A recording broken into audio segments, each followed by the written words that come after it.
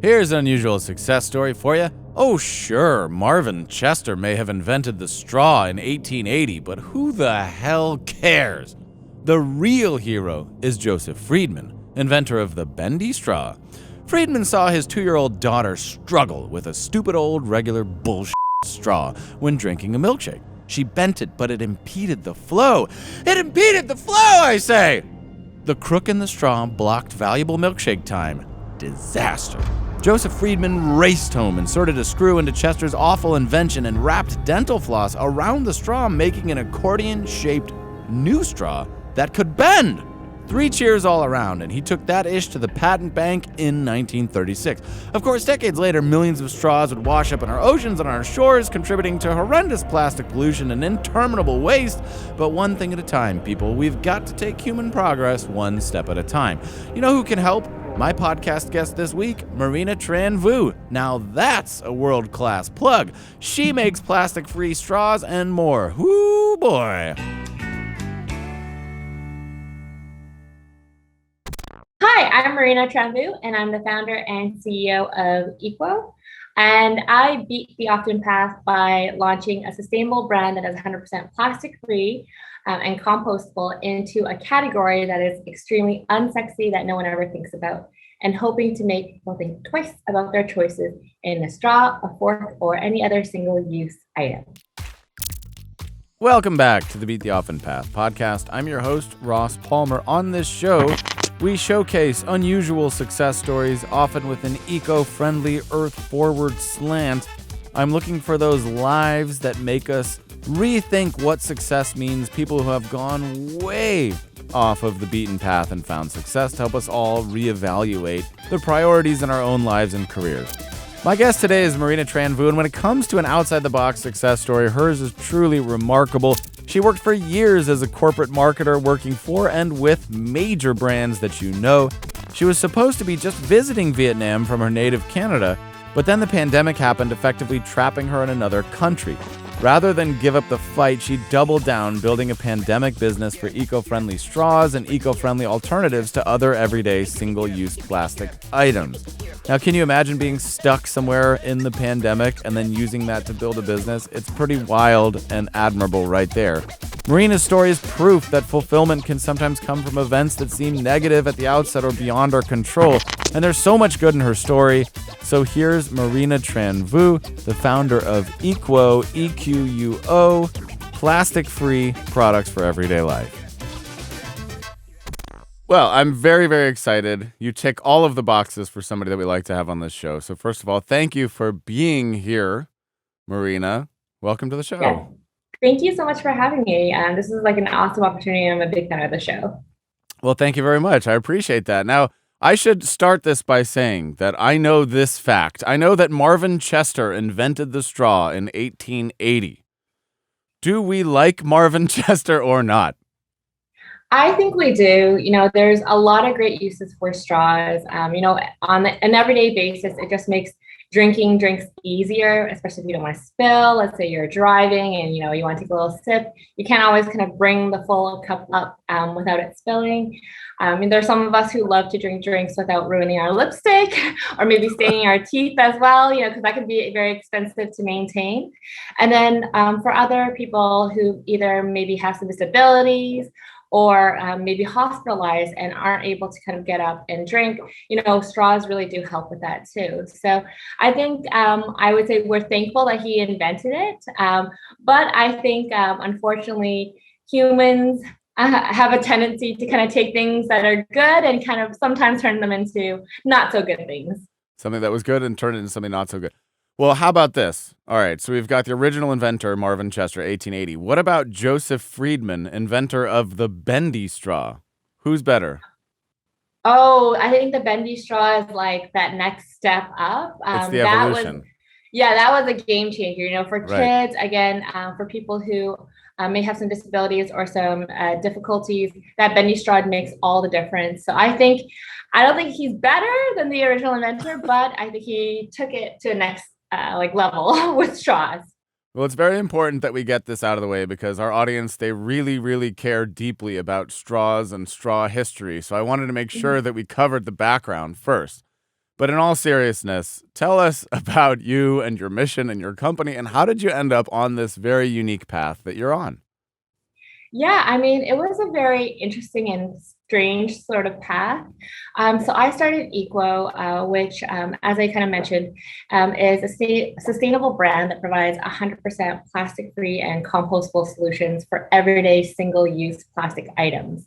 So basically, anything that you use once and kind of throw away that might be plastic, we're trying to create some sort of solution for. So we started off with straws made out of different materials like grass, rice, coconut, sugarcane, and coffee. And then we've also branched out into utensils and dishware and bags as well. And so the goal here is to replace anything that is single-use plastic. And I know that's kind of like a weird mission, but really kind of the research tells us that these materials are very, very harmful for the earth. On average, single-use plastic item or product is used for about 15 to 20 minutes or less, and then thrown away, and it lasts on the earth for about 100 to 200 years. So when you kind of see the cost benefit, it really doesn't make sense for using that piece of item. So that's really what the mission of the business that I started is. And how I really got here was I actually had moved to Vietnam about 3 years ago. I was only meant to stay here for about a year. You know, I had a full life back in Canada, in Toronto, where I was born and raised. And I kind of got stuck here during the pandemic. And then one thing led to another. I started going to a lot of coffee shops. I started noticing these interesting things in my drinks I'd never seen before. It turned out it was a grass straw, which I didn't even know was possible to make like a straw out of grass or rice or anything. And that's when it started to kind of turn this sort of thinking about why isn't this available everywhere else in the world. And so that's what really sparked the idea. And then coincidentally, at the same time, my nephew was born. And I don't know what it is about babies. I think maybe they're super cute or whatever it is. But when they come into your life and into the world, they kind of make you rethink things. And one of the things I really wanted to do was to be able to hopefully show my nephew Vancouver, where I grew up and where it's beautiful and natural, and the rest of the world, and hopefully give him a chance to grow up in this world and see it as beautifully as I saw it and not have to, move to Mars. So that was really kind of the motivation behind starting this business. Not have to move to Mars. That's great. I like that. Yeah. That's my motivation for everything. Do we really have to move to Mars? I don't feel like it. But, we knew that straws could be used, or grass could be used as straws. Have you seen James Bond? I'm pretty sure there's at least one James Bond where he's in a lake of some kind breathing through a straw that is a piece of grass. Maybe that's an accurate thing. But am I correct in understanding that you were stuck in Vietnam and that is how you came up with your idea for your business? That's a crazy story right there. Yeah, I mean, it was right before the pandemic. I mean, I was meant to go back. Again, I had a life, in Toronto and in Canada with my family, my friends, and a significant other. I had a full life there, and so the idea of me moving to Vietnam was really just for 1 year. I was just helping out my parents, especially my father, who had fallen sick, unfortunately, and so I had to go ahead and come to Vietnam to help him with some things. And so that's really what brought me here. But, the pandemic happened. I actually missed my best friend's wedding, which made me really, really sad because of the pandemic. And then basically I was stuck here for 2 years because Vietnam actually closed its borders to the rest of the world. So if I had left at any point, I wouldn't be able to come back. And there were just certain things I had to help my family with here. And so that kind of that event, and I'm sure this happened to everyone else, that event really impacted my life and really directed me towards focusing on my business, because for 2 years I couldn't see my family or my friends either. So it helped with kind of channeling my energy.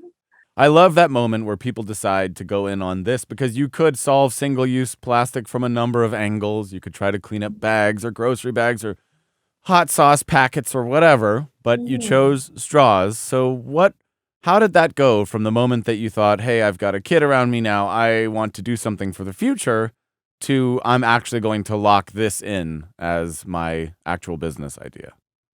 Yeah, well, you know what? It was unfortunately it was a lot of like Netflix, a lot of like watching TV shows. I had seen a brand called Lollyware that had actually gone on to Shark Tank in the US. Took a look to see where they were afterwards, what their progress was. Took a look at Kickstarter, and then took a look at just why grass straws or rice straws worked in the US or in Canada, where I'm very familiar with that environment.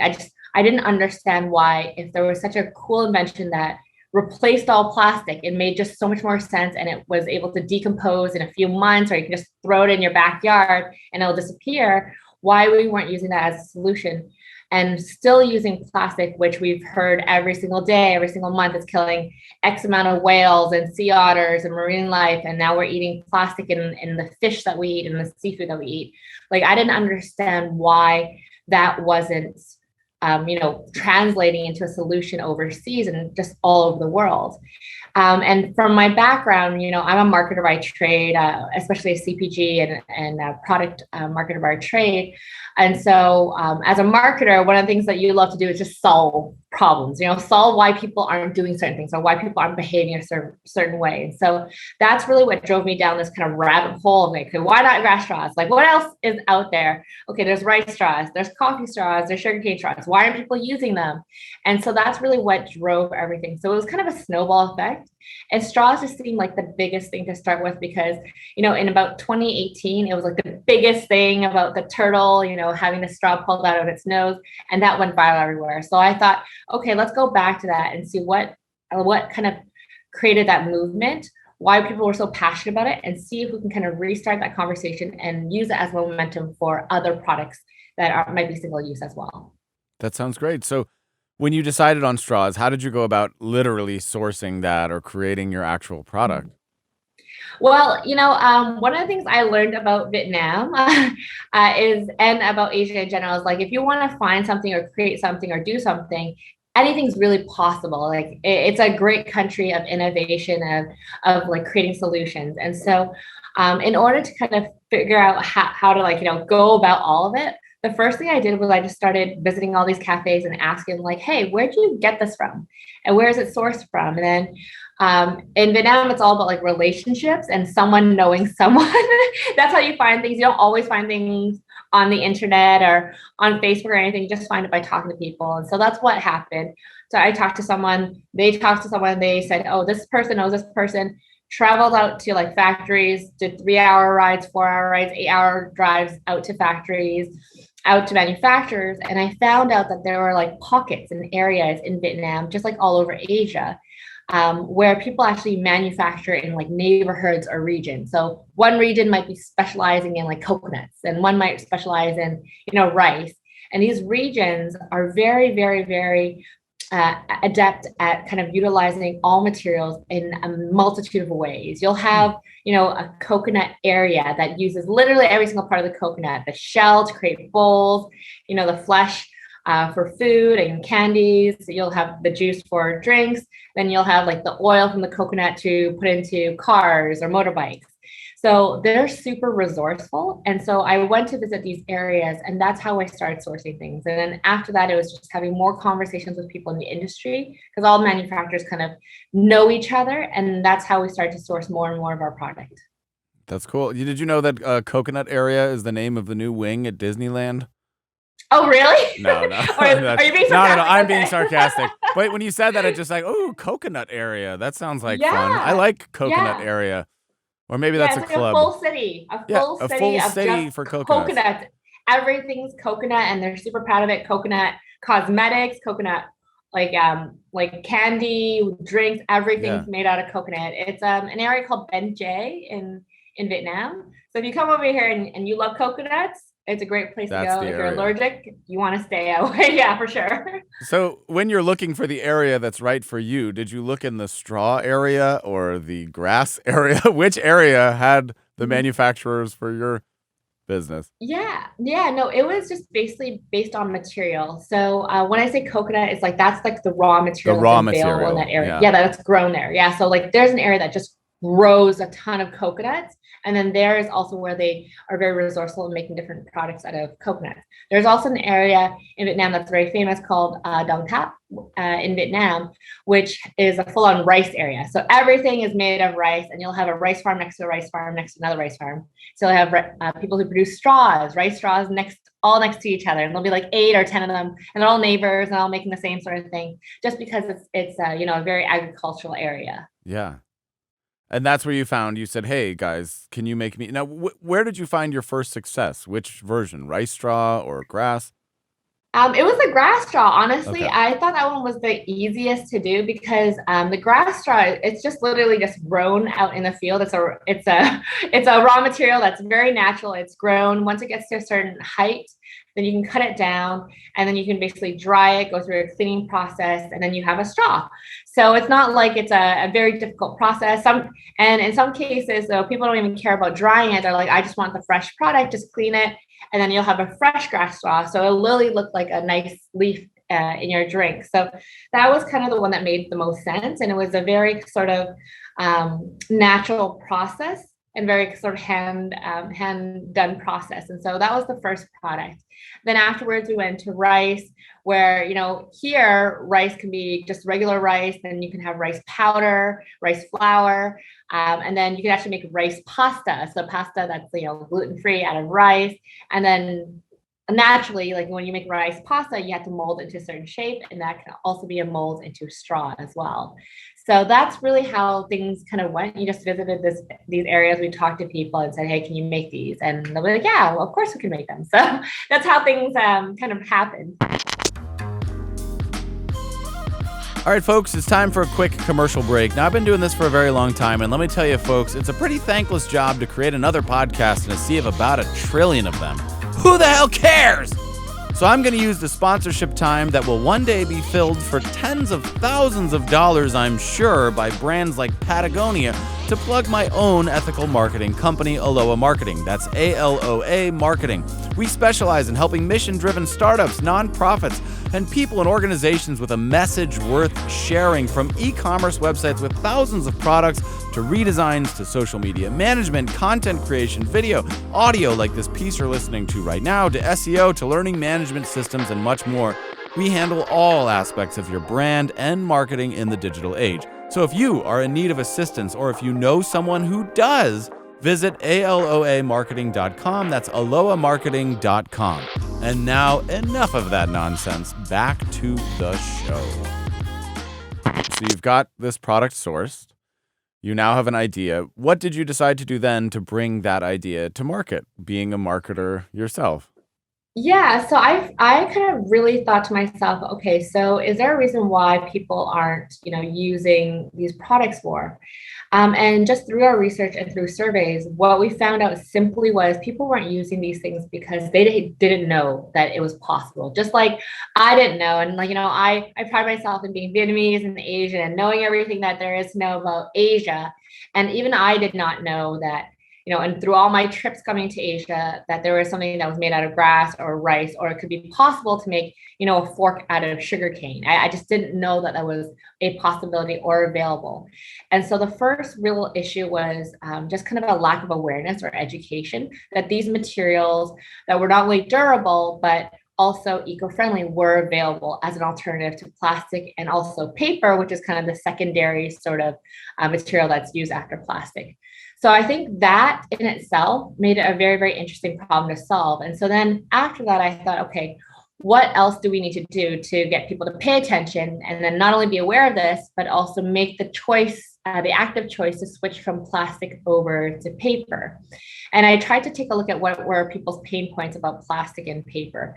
Plastic, people, no one wants to kill a whale or to kill, like a bird or whatever, because they choke on a plastic straw. And so that's a huge factor for people. No one wants to eat the microplastics that, are going to the ocean as well. So that's a big factor for people. And then the second one is, we tried to switch over to paper straws. McDonald's tried that, and everyone had Everybody this hates kind of those because they fall apart. People know that they soggy. don't like paper straws. Yeah, we know that for absolutely. sure. Yeah, they're soggy. You have to squeeze them out. Then you kind of have to try to rip them out and hope that little pieces don't fall into your drink. And you end up eating paper like a child. So, people, they have a really, really, really massive hatred for paper straws. And so we wanted to solve that issue too. And then on top of that, there is great inventions like the metal straw, silicone, but no one wants to carry it around. No one wants to wash it. And no one remembers to do it either. You're not going to pull it out and then be like, hold on, let me go and wash it at the fountain or hopefully find a hose, And so that's really something that we wanted to solve too, was this whole convenience factor. And so taking that all into account, we knew we found a good product. Now we just had to put it into some packaging. And one of the biggest things I think that is getting people's attention right now is we're basically trying to brand a commodity.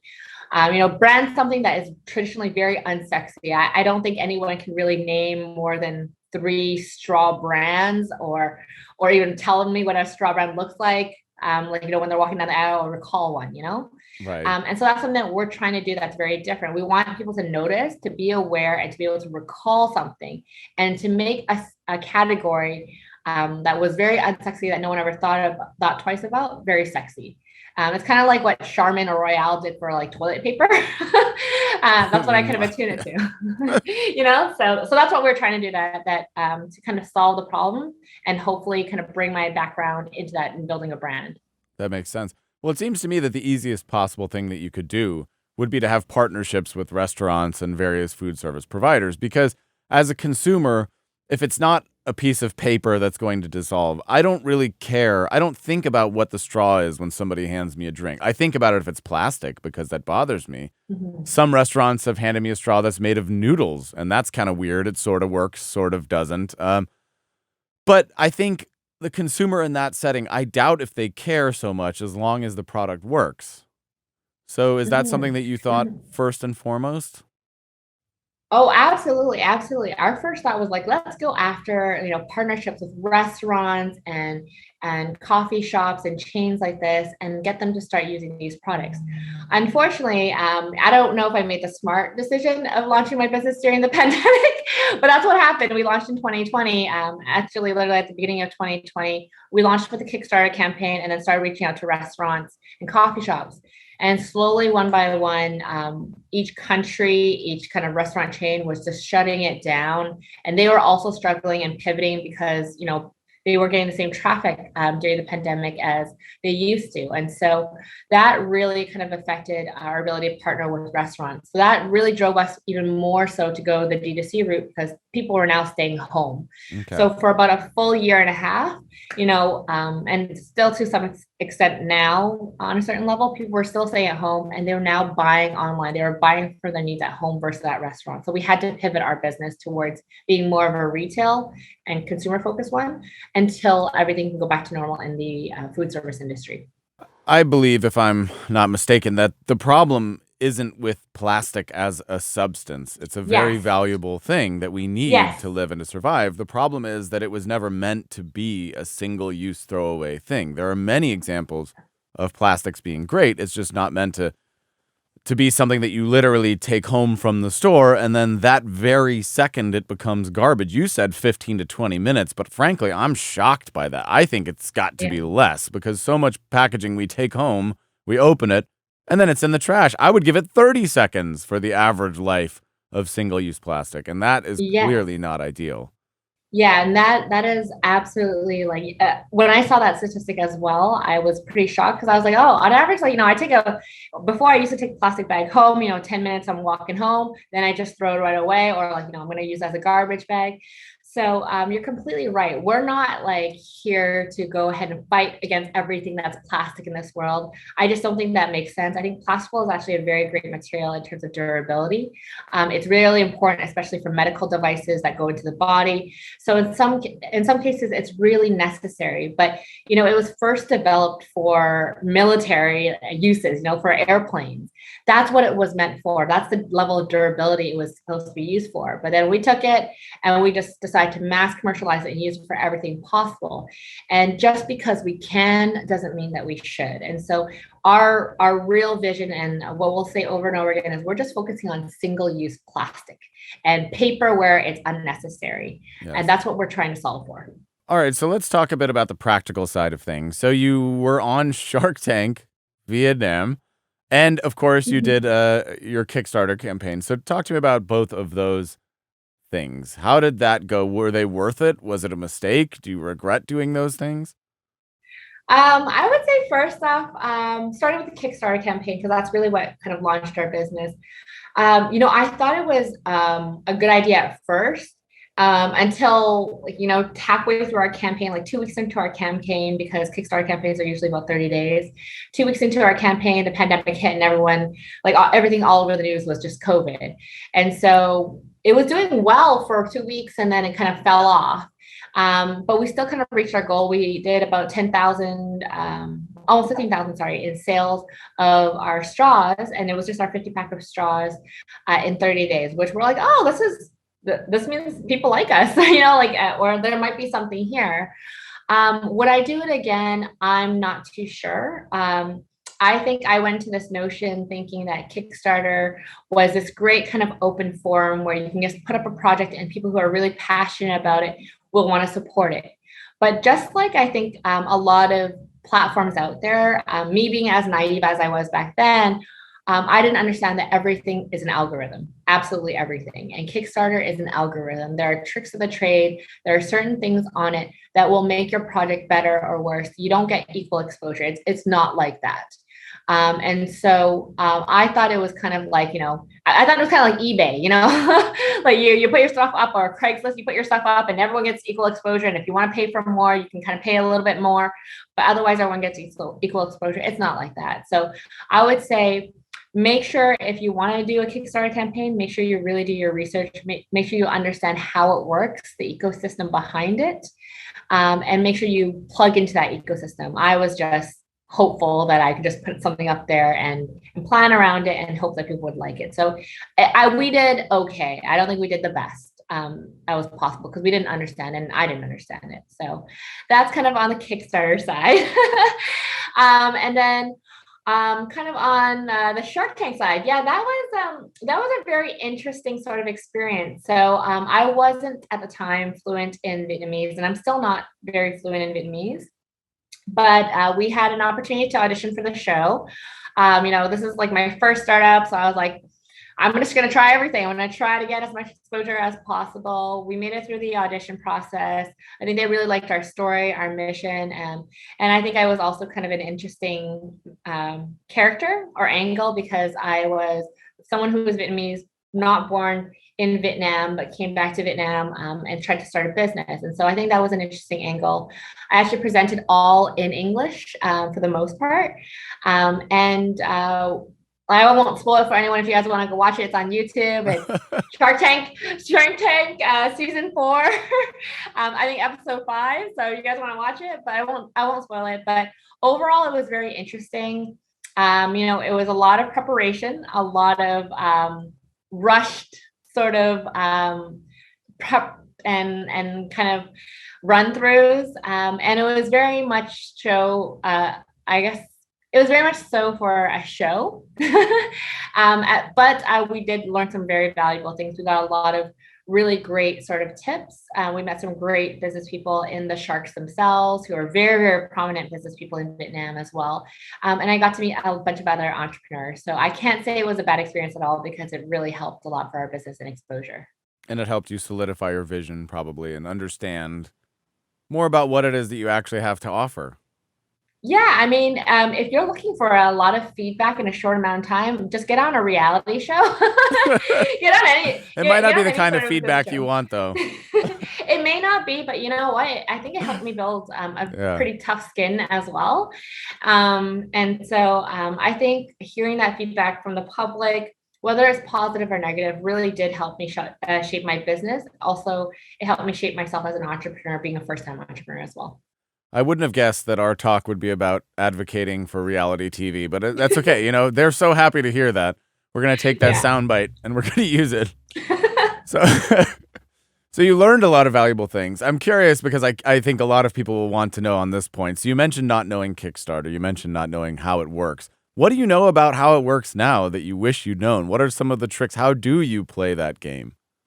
Yes. So I would say, long story short, Kickstarter is like a community, and just like any sort of community, you really have to get to know that community, be a part of it, understand it, and connect with people in the community, especially leaders in the community. If you want something that you're trying to push for to be accepted as well as advocated for. It's kind of like, Clubhouse, like when you're trying to build your Clubhouse channel and you're talking to people and you want people to join, let's say your your clubhouse and follow you on talks, let's say for business, right? You want to infiltrate all the business communities, talk to them on Facebook or whoever or wherever else, and tell them, hey, I want to be on Clubhouse. I'm going to be hosting this. I'd love for you to join.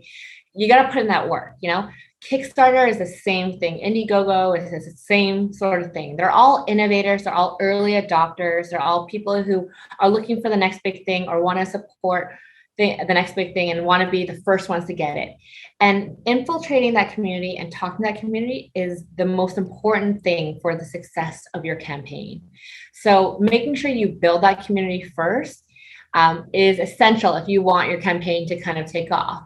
And then also, you know, some certain tricks of the trade that I learned, for example, is like you don't want to set a very small, realistic goal, because if you hit like let's say you hit your goal within the first 24 hours, basically what will happen is the Kickstarter algorithm will kick in and you'll be put to the top of the page and you'll get out into newsletters and things like that. So I wasn't aware of that. Like, you know, I had no idea that that was something that happened. I just thought that, you know, if your project is good, people will go for it. If it hits in 72 hours, that's still really good. No, it doesn't work that way. You know, you hit in 72 hours, it's not going to do much for you. You hit in 24 hours, it's going to do amazing for you. Then you get all this free advertising, which is worth tens of thousands of dollars from Kickstarter and the community as well. And that will boost your project. And that's usually what gets projects up to the 100,000 million mark.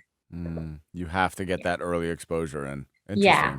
Yeah. So if I had known that, and if I had gotten people to advocate for me on, like, you know, Facebook and Twitter, and got some of these early adopters and known about the 24-hour rule, I would have done things completely differently. So I want to give you the last word here, and I would like you to give the audience, what is the most unusual piece of advice or the most unusual thing that you've learned through doing this that you might not expect and you wouldn't have predicted a few years ago back when you were on the other side? Oh gosh, I would say probably the most unusual thing I've learned is just how much like you think you can solve a problem, there's always going to be problems. And that's something that I've talked to many different actually entrepreneurs, CEOs about, is like everyone thinks that entrepreneurship is this thing where like you solve a problem and then everything goes great in your business. No, like every single business is what someone actually told me today is that every single business is one step away from dying. Every single business. Yeah. One wrong move. And so that's why entrepreneurship is so hard, because you have to continually solve problems and you'll never stop solving problems. So if you're surviving, you're already doing something right. And that's something that a friend told me today when I was kind of like, oh my gosh, I'm so tired. I don't know what to do. They told me that today. And so that's something that I learned that I want to kind of hammer home to anyone who's like struggling with their business or just like saying like, I'm not doing too well in this. If you're surviving, you're already doing well. You know, Yeah. You're already doing well. That's an unusual thing to say, because people are always saying like, you have to hit these things, you have to be successful, and you have to like count your blessings, and you have to survive for 2 years or whatnot. That's not the case. You're even a 10-year business is still struggling to survive every single day. That is counterintuitive and empowering and awesome. And it's a great way to wrap it up. So again, thank you, Marina. What a wonderful interview this has been. I really appreciate you joining me. And yeah, no, thank you so much. Thank you a lot for having me. And again, it was great having a chance to tell my story. So that's right. And us entrepreneurial folk, we can keep each other slightly less lonely through interactions like this. There are some people out there who are taking notice of what you're doing and who think it's cool. So now you can go back into your little cave and get back to work. But at least one person out there is saying good job and keep it up, and you know, whatever that's worth. But it's been a pleasure. Yeah, absolutely. No, and thank you so much. You know, it's not always like this, but you know, it is one of the things that you face as an entrepreneur is sometimes that loneliness. But having this entrepreneur community, just like, you know, talking with yourself, it just makes it so worth it, and it reminds you every single day why you do what you do. So keep going. If you're struggling, like I was. We'll all keep going. Yeah. And with that, the official podcast is over.